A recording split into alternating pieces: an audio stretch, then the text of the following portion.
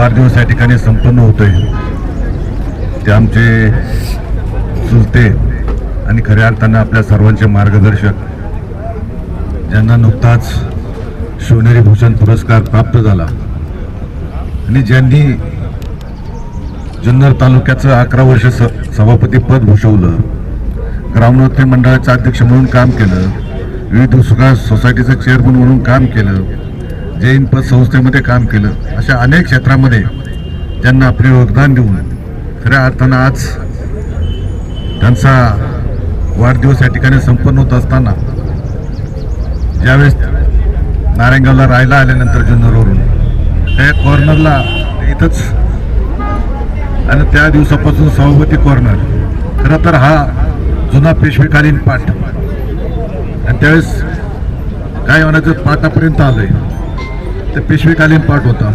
कारण त्यावेळेस अतिशय इकडनं लोक जर आली किंवा शाळेचे विद्यार्थी असेल, दूधवाले असेल, येणाऱ्या गावात गाळामधून चपला हातात घेऊन यायच्या आणि इथं पाटावर पाय धुवायचे, मग चपला पायात घालून पुढं जायचं, असं हा पेशवेकालीन पाठ होता.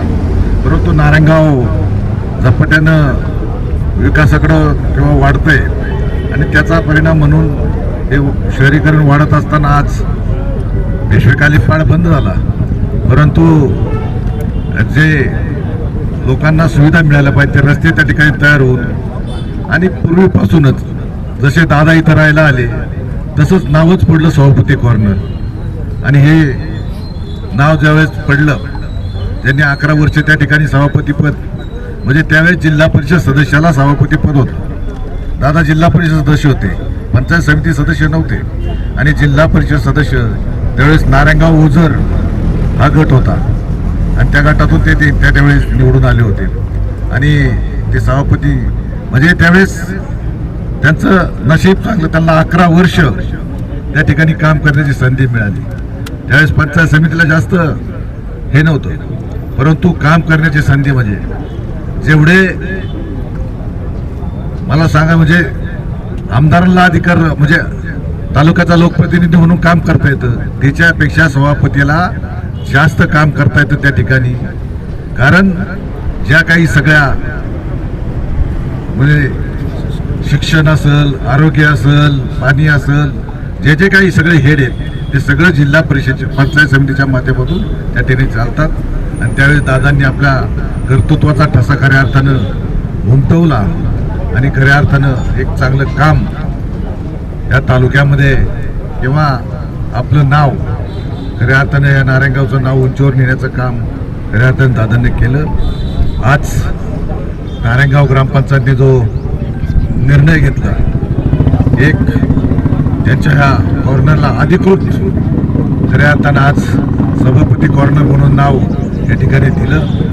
मी मनापासून ग्रामपंचायत असेल, ग्रामस्थ असेल, देवस्थान असेल, या सर्वांच्या वतीनं मनापासून त्यांचं या ठिकाणी आभार मानत असताना, खरं तर आज दादांचा वाढदिवस आहे.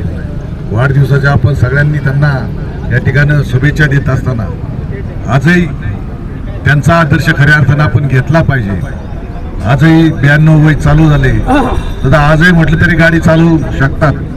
परंतु आमच्या सुजित भाऊने त्यांनी सांगितलं की आता गाडी बिडी काही चालवू नका, नाहीतर एक अजूनही म्हणजे चांगलं जीवन ते. नक्कीच आपली सर्वांची अपेक्षा आहे की दादांची खऱ्या अर्थाने 100वी व्हावी, ही सर्व आमच्या सगळ्यांची अपेक्षा आहे. नक्कीच या पुढचा काळ त्यांना आरोग्यदायी जीवन, ही जीवनातली खरी संपत्ती ती त्यांना मिळो अशी अपेक्षा आपल्या सर्वांच्या वतीने व्यक्त करतो. या ठिकाणी आज महिला दिन आहे, सरपंचताईंनी सांगितलं, पण सरपंचताई आपण सांगता सांगता बोलले, महिला दिनाच्या तुम्हाला शुभेच्छा देत असताना शेवटी पुरुषांशिवाय स्त्री परिपूर्ण नसते, हे पण आपण लक्षात ठेवलं पाहिजे, हे या ठिकाणी मी सांगतो. आणि आपण सर्व महिला भगिनींना गावच्या प्रतिनिधी म्हणून शुभेच्छा दिल्यात. मीही तुम्हाला महिला दिनाच्या शुभेच्छा देत असताना मराठी सण रंगपंचमी पण आहे आज, त्याच्यामुळं सगळ्यांना आपल्याला या ठिकाणी जे जे मान्यवर या ठिकाणी उपस्थित राहिले त्या सर्वांचं, कारण मी सर्वांचीच नाही घेऊ शकत नाही, कारण बरेचसे कार्यकर्ते या ठिकाणी आमच्या खैरे परिवारातले सर्व मंडळी, ग्रामपंचायत सदस्य आहेत, संतोष दादा आहेत, अशोक पाटे आहेत, आमचे अजय बुतडे आहेत, अशोक शेठ आहेत. खऱ्या अर्थानं दादांना आपण या ठिकाणी त्यांना शुभेच्छा देऊन खऱ्या अर्थानं त्यांचे आशीर्वाद घेऊया. मी पुन्हा एकदा आपण सर्वजण या ठिकाणी उपस्थित राहिलेत. सुजित भाऊंनी हळूच माझ्या कानात सांगितलं, आभार सुद्धा तुम्हीच माना.